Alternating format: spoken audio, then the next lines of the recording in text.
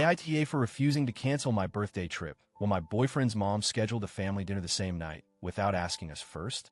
I, 20F, need some perspective. This situation has been weighing on me, and while I've talked to a few friends about it, I know they're biased in my favor. So I'm turning to you, the internet strangers who don't know me, for an honest verdict. AITA? Let me give you some background. This year has been, to put it bluntly, a dumpster fire. I lost my job back in February due to cutbacks, struggled with mental health, moved back in with my parents to make ends meet, and had a massive falling out with one of my closest friends. I've spent most of the year feeling like I'm just trying to stay afloat. So when my birthday was coming up, I decided to do something that would genuinely make me happy. Something peaceful, personal, and rejuvenating. Enter the birthday cabin weekend. I planned it with my two best friends, Sarah and Lena. We've known each other since high school, and they've been my rocks this year. The plan was simple, a cozy cabin about 2 hours away, lots of snacks, a couple of bottles of wine, some hiking trails nearby, and zero drama. I booked the cabin 5 weeks in advance and confirmed everything with them. The date? My birthday weekend, Friday through Sunday. My actual birthday falls on a Saturday. When I told my boyfriend, 23M, let's call him Jake, he was supportive. He even helped me look at cabins online and said it sounded like a perfect way to celebrate. You deserve this, he said. That meant a lot to me. Jake and I have been dating for almost a year and a half. Things have been good overall, but one area of tension has been his family. They're very close. And when I say close, I mean multiple family dinners per month, weekly game nights, spontaneous weekend get-togethers, group vacations, etc. That's great for them. Really, I respect it, but it's been an adjustment for me.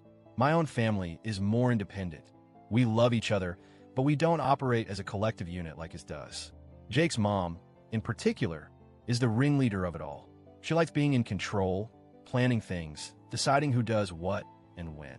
She's not rude or mean, but she definitely expects things to go her way. She texts Jake every day, checks in multiple times a week, and is used to her kids dropping everything when she plans something. I've always tried to be respectful and show up when invited, even if I felt a little out of place or overwhelmed. So, fast forward to last week. Jake and I were having lunch, and he gets a text from his mom. He looks at it, frowns, and then shows it to me. It's a group message to the whole family. Family dinner at our place Saturday night. Everyone expected. 6 p.m. sharp. That's it. No question, no poll, no checking availability. Just a blanket statement. Jake looked at me and said, "Ugh, that's the night of your birthday dinner." I nodded. Yeah, I know. He didn't say much else that day, but later that evening, he brought it up again. Hey, I talked to my mom, and she's really hoping everyone can be there. Is there any way you could come back early from the trip? Or maybe we can do the trip another weekend? I was kind of stunned. I reminded him that the trip was planned weeks ago, that it was my birthday celebration, and that I really needed this break. I wasn't trying to be difficult, but I had made these plans way before his mom decided on a family dinner. Jake sighed and said, "I get it, but it's just one dinner. My whole family is going to be there. It would mean a lot to them, and to me, if you came." I told him gently but firmly, "I'm not changing my plans. This isn't just a random weekend. It's my birthday. I made these plans first, and I've been looking forward to this for weeks. Your mom didn't ask if we were free.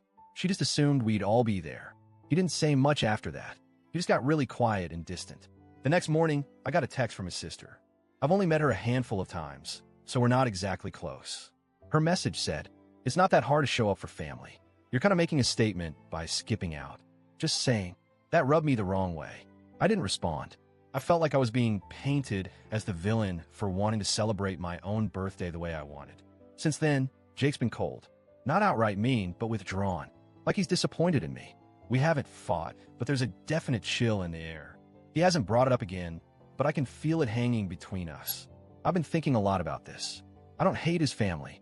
I actually like most of them, but it feels like there's this expectation that I need to revolve my life around them. And that doesn't sit right with me, especially when I'm not even officially part of the family yet. Jake and I aren't married. We don't live together. We're just dating. So, Reddit, AITA for sticking to my original birthday plans and not bending over backward to attend a last-minute family dinner. Update 1. Thanks to everyone who commented.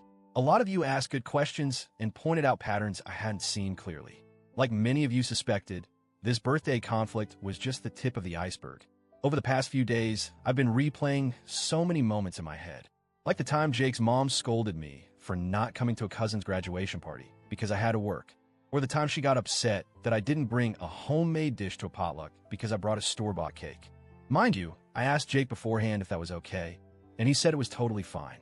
Or when I didn't wear a dress to their Easter dinner and she asked, "Don't you have anything a bit more traditional?" I never said anything. I wanted to be polite. I wanted to be liked.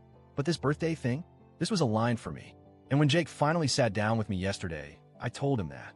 I said, "Jake, I love that you're close with your family, but I need to be allowed to have a life outside of them. I planned this trip before your mom planned dinner. I'm not ditching anyone to go clubbing or something reckless. I just want a peaceful birthday weekend with two people who've supported me through a really hard year." He was quiet for a while and then said something that made my stomach drop. He said, "If we're going to have a future, you're going to have to be more flexible with my family. They're always going to come first." That hit me like a truck. I said, "Even before me?" And he didn't answer. I told him I needed some space to think. We haven't officially broken up, but we're taking a step back. I'm going on the trip. I'm bringing a journal, and I'm going to do some soul searching.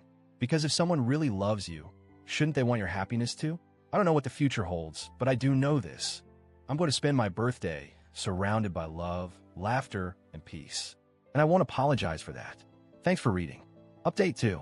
The cabin weekend was incredible. Peaceful, quiet, full of deep talks with Sarah and Lena, homemade pancakes, and starry skies. I even cried a little while journaling by the fireplace. But they were good tears, cleansing, releasing. I came back with a clear heart. Jake and I met for coffee. I told him I couldn't be in a relationship where I'd always be second to people who didn't respect me as I am. He said he wasn't ready to choose between me and his family. So we ended things. It hurts, but I feel free. AITA? No. I was just a girl who wanted her birthday to feel like her own. And that's not selfish. That's human.